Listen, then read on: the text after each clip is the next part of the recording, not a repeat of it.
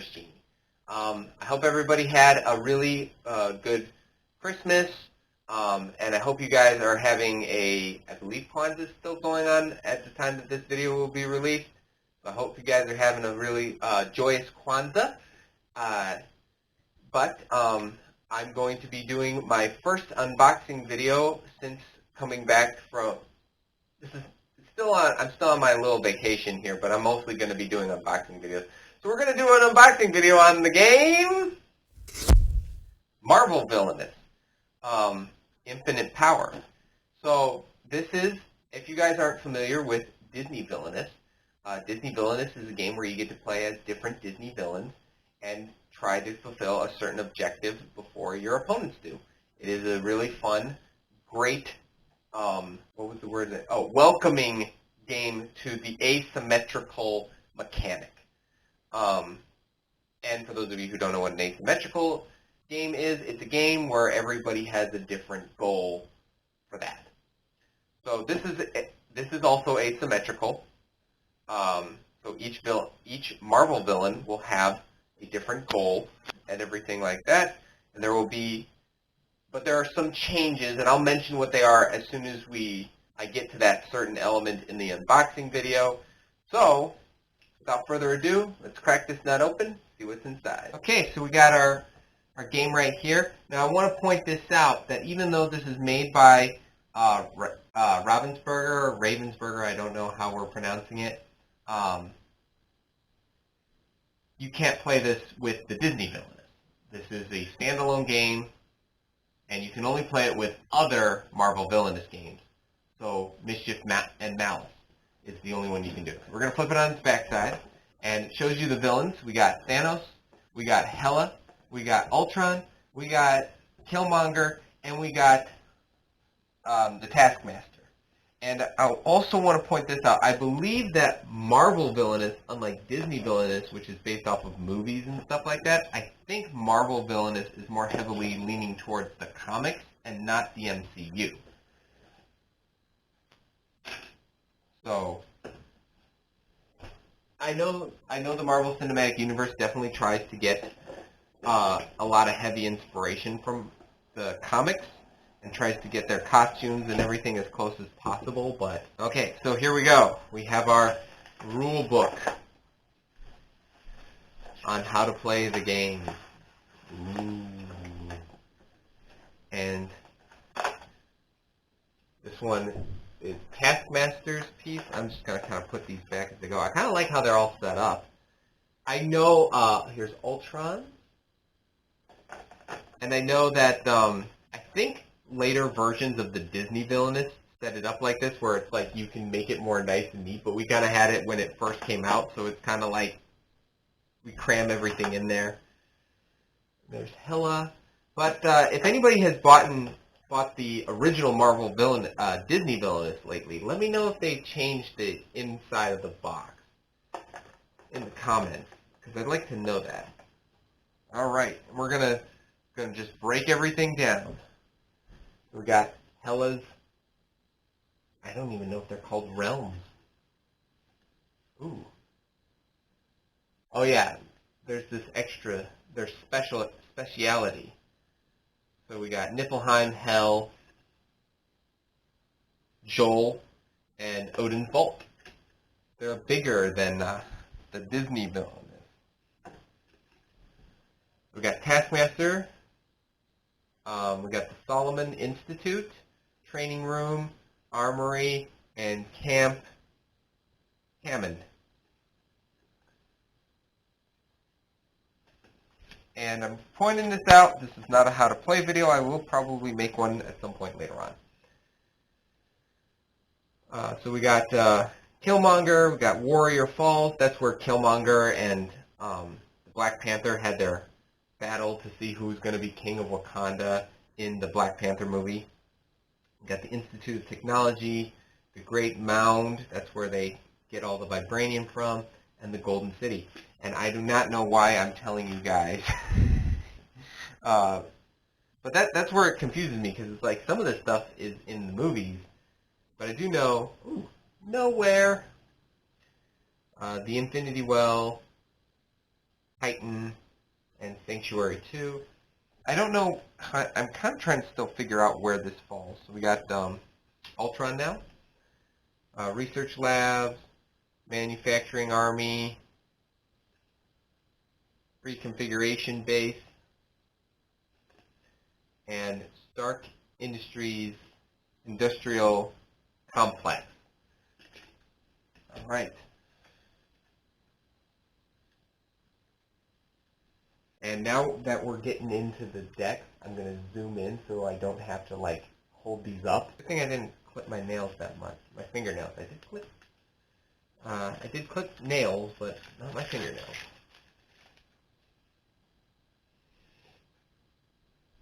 Okay. So this is Fate Intervene. Oh, it's Hela. These are all Hela cards.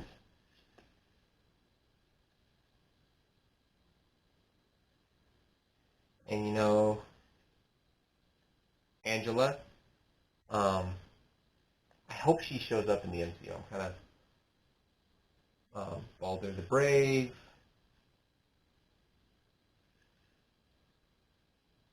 Valkyr. So these are the main cards for that will specifically affect Hela. And now we got her actual villain deck. And oh my gosh, again, one of the best things I love about Villainous, Fenris Wolf, Leah, is the artwork. The artwork is amazing and just so good. And this definitely, and the Marvel Villainous games really definitely keep that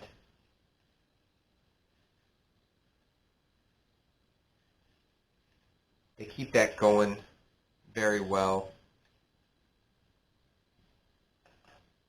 Oh, this is the community deck. I'm going to go to the next villain, which is Ultron. Okay. Wonder Man. There's actually a really good fact about Wonder Man. So, the reason why we don't see Wonder Man in the MCU or most of the cartoons is because Warner Brothers and DC Comics are kind of in a little bit of a legal war, because as we know, in comics, there's usually a male version of a character and a female version of a character. So like Superman, Supergirl, Batman, Batwoman, and then you got, you got the two Hawkeyes. You got Clint Barton and Kate Bishop. You have, there's I know there's Spider-Man and Spider-Woman, but the reason why Wonder Man, because as you know, DC has Wonder Woman. And so Marvel then created a character named Wonder Man, and his real name is Simon. And the thing is, DC is like, wait, we need to do Wonder Man because we have Wonder Woman. And so now they're kind of arguing over who has the rights to using a character with that name.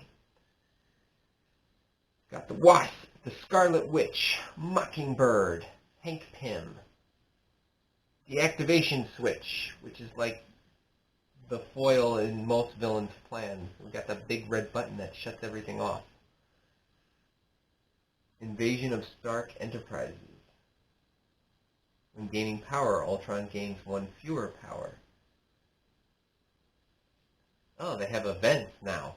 I don't think they had events before.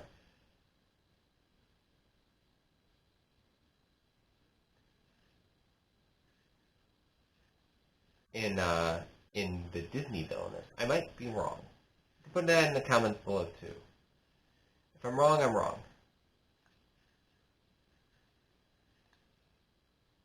Jocasta. That's been an Easter egg thus far in the MCU, but not in the MCU.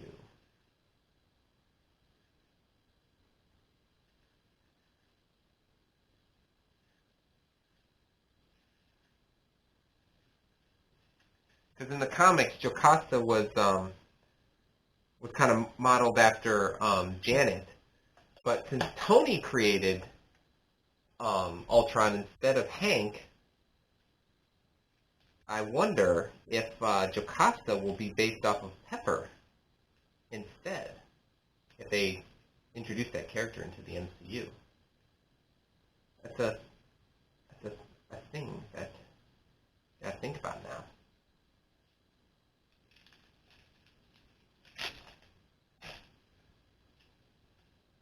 Okay, and this deck goes to Thanos.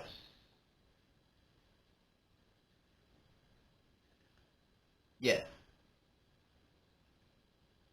Got Lang, Butterball,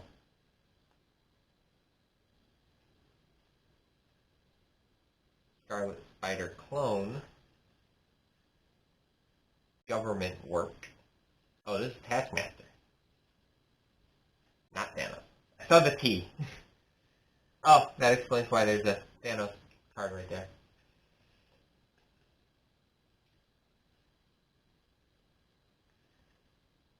Crossbones, Death Shield, Diamondback.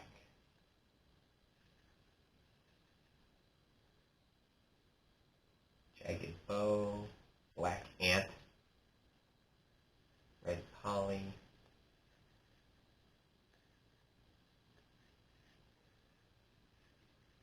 Yeah, I don't know. I kind of want to know in the comments below, what do you guys think of Taskmaster in the Black Widow movie? I thought it was okay.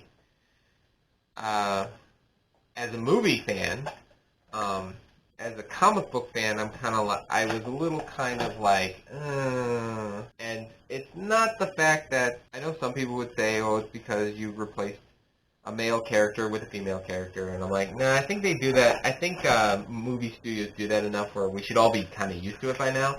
My opinion is, why didn't they give her the photographic memory? It still would have made sense. That still was a little bit. That was the one part I was like nitpicky about. But all in all, I did still enjoy the Black Widow movie because Scarlett Johansson did a good job, and Florence Pugh was amazing in that movie. So I liked her character a lot, and I hope we see a lot more of her character moving forward in the movies. So now we're at Thanos, because the Infinity Gauntlet's there, and I didn't see that. It cost everything.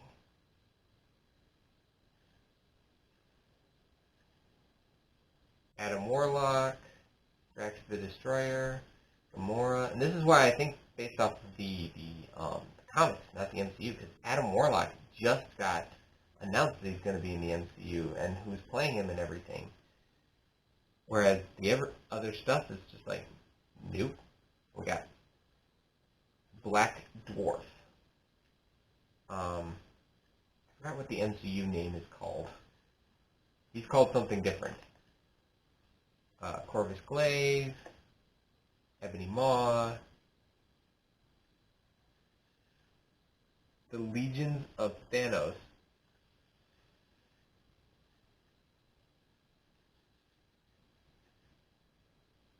Proxima Midnight, Black Swan. Yeah, these are definitely probably based off the comics. I'm just trying to hold everything together. Oh, this card looks really good. I love that artwork.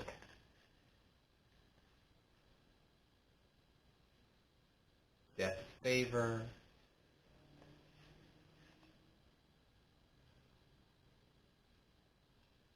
Space Throne.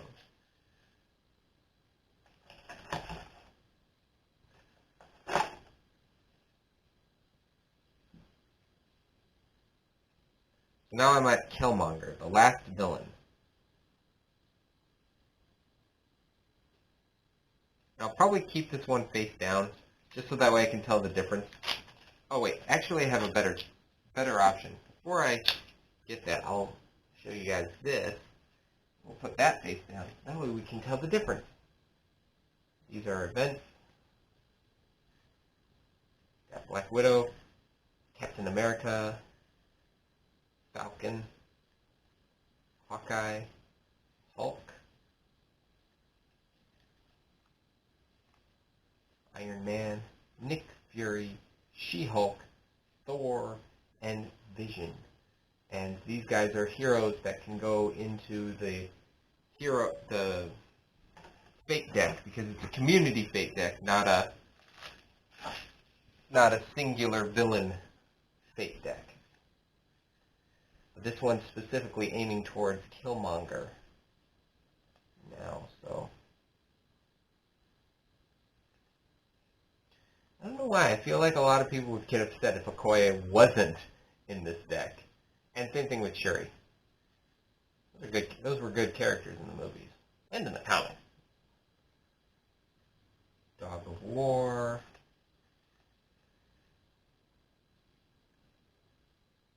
King? Never heard of that character. I'm going to have to look that up now. No, I feel... Oh, no. Rook. Like chess pieces.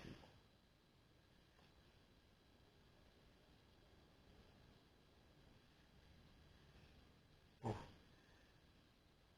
Even my elbows on this table is like murder for my elbows. Again, I really like this artwork. Look at that. The explosives. This artwork is just phenomenal, and I'm so glad they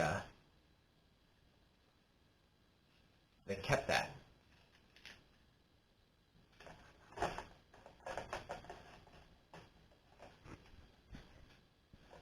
Trying to keep my... All right.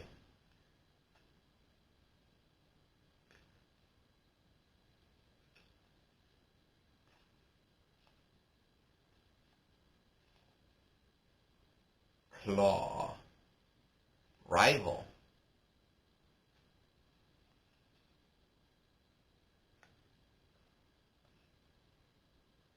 Transformation. Age of Ultron. Oh, so these are all special gold cards.